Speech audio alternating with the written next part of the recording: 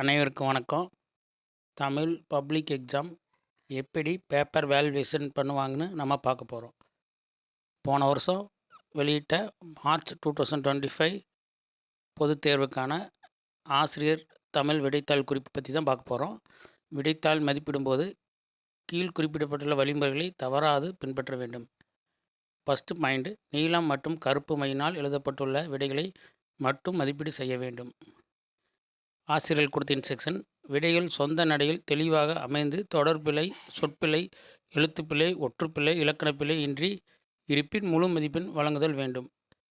எழுத்துப்பிழை, ஒற்றுப்பிழை, இலக்கணப்பிழை ஒவ்வொன்றுக்கும் கால் மதிப்பீடு குறைத்து அவ்வாறு குறைக்கும் மதிப்பெண்கள் இக்காரணம் கொண்டு வினாவுக்குரிய மதிப்பெண்களில் 4/1 பங்குக்கு மேல் மிகாமல் இருத்தல் வேண்டும்.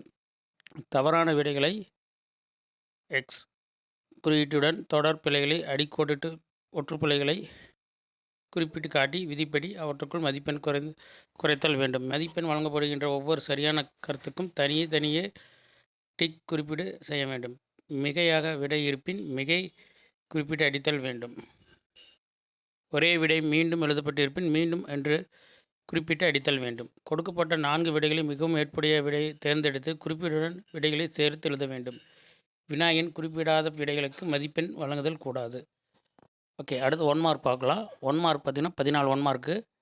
இதில் பார்த்தீங்கன்னா நீங்கள் ஆப்ஷன் எழுதி தான் எழுதணும். ஆப்ஷன் எழுதினா தான் உங்களுக்கு திருத்தங்களுக்கு ஈஸியாக இருக்கும்.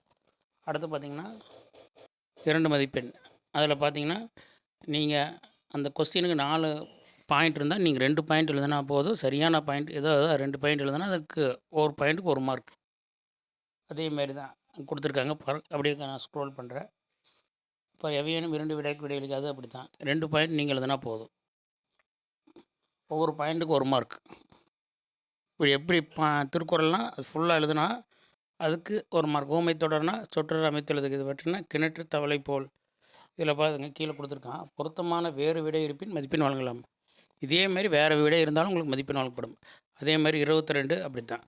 பொருத்தமான வேறு விடை இருப்பின் மதிப்பெண் வழங்கலாம். ஓகேங்களா? அப்படியே ஸ்க்ரோல் பண்ணுறேன்.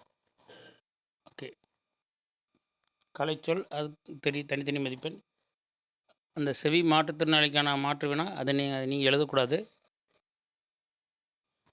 அடுத்து பாருங்கள், ஏதேனும் 29 கொஸ்டின் குறிப்பு சரியாக பிரித்து எழுதியிருப்பின் 1 மதிப்பெண். நீங்கள் பிரித்து எழுதினாவே உங்களுக்கு 1 மதிப்பெண் கொடுத்துருவாங்க. அடுத்து பார்த்தீங்கன்னா ஹெட்டிங்.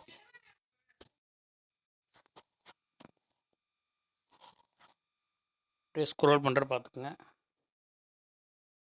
இதில் பாருங்கள் 35வது கொஸ்டின், மழை வெள்ளத்தில் பாதிப்பிலிருந்து காத்துக்கொள்ளும் முன்னெச்சரிக்கை நடவடிக்கை. நீங்கள் ஓன் எழுதினாலும் பொருத்தமான விடை இருந்தால் அதுக்கு மதிப்பெண் கொடுத்துருவாங்க. அவங்களே கொடுத்துருக்காங்க. அது ஆசிரியர்கள் கொடுத்த இன்ஸ்ட்ரக்ஷன் தான். ஆசிரியர் இந்த வழிமுறை பின்பற்றி தான் பேப்பர் வேல்யூவேஷன் பண்ணுவாங்க. அடுத்தது அப்படியே பார்க்குறேன். அப்படியே அது நீங்கள் அணி இலக்கணம், சான்று இது 2மே எழுதணும். பொருத்தம் இதில் எழுதணும். அடுத்து பார்த்திங்கன்னா இலக்கிய நயம் பாராட்டுதல். பார்த்திங்கன்னா இந்த கருத்தில் இருந்தால் உங்களுக்கு மதிப்பெண் கொடுப்பாங்க. மைய கருத்துக்கு 1 மதிப்பெண். ஏற்புடைய நயங்கள் எவையேனும் 3, தொடைநயம், சொல்நயம், அணிநயம் ஏதோ 3 இருந்தால் உங்களுக்கு 3 மதிப்பெண். ஓகேங்களா? துறைனா அப்படி தான். சான்று பொறுத்து எழுதி ஆகணும். திரை விளக்கம் எழுதினா தான் உங்களுக்கு மதிப்பெண் கொடுப்பாங்க. பகுதி 4 பார்த்திங்கன்னா கட்டுரை. கட்டுரை பார்த்திங்கன்னா மெயினாக முன்னுரை, முடிவுரை கண்டிப்பாக நீங்கள் எழுதி ஆகணும். பாருங்கள், முன்னுரைக்கு 1 மதிப்பெண், முடிவுரைக்கு 1 மதிப்பெண், இடையில் இருக்கிற மதிப்பெண் தான் 4 மதிப்பெண். ஹெட்டிங் போட்டு குறிப்புச்சட்டம் போட்டு நீங்கள் எழுதினாலும் எழுதலாம். அது ஒன்றும் பிரச்சனை இல்லை. ஹெட்டிங் தான் நீங்கள் குறிப்புச்சட்டமாக போடுறீங்க. எனக்கு குறிப்புச்சட்டம் போடாமல் எழுதினாலும் தப்பு இல்லை, உங்களுக்கு மதிப்பெண் கொடுத்துருவாங்க. இது கவர்மெண்ட் இன்ஸ்ட்ரக்ஷன் தான். உங்கள் பேப்பர் ப்ரெசன்டேஷன் வேணால் நீ குறிப்பு சட்டம் போட்டு எழுதலாம். ஓகே, கடிதம் எழுதுனா என்னென்ன வேணும்? அனுப்புனர் 45வது கொஸ்டின். அனுப்புனர், பெறுநர், பொருள், கடிதத்தின் செய்திகள், இடம், நாள், உரைமேல் முகவரி இருக்க வேண்டும். இந்த அமைப்பை முறையில் இருந்தால் முழு மதிப்பெண் வழங்கலாம். கட்டுரை உங்களுக்கு சொல்லிட்டேன். அப்படி ஸ்க்ரோல் பண்ணுறேன். ஓகே, அவ்வளோதான் ஃப்ரெண்ட்ஸ்.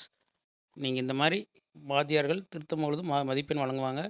நீங்கள் முடிஞ்ச அளவுக்கு ஒற்றுப்பிழை இல்லாமல், எழுத்துப்பிழை இல்லாமல் பார்த்துக்குங்க. அடித்து எழுதாதீங்க. ஆனால் பப்ளிக்ங்கிறது தமிழ் ரொம்ப இம்பார்ட்டன்ட் சப்ஜெக்ட் தான். நீங்கள் இதில் கொஸ்டின் ஈஸியாக தான் இருக்குது. நீங்கள் ஓனாக எழுதலாம். பொருள் புரிஞ்சு எழுதுங்க. All the best. தேங்க்யூ.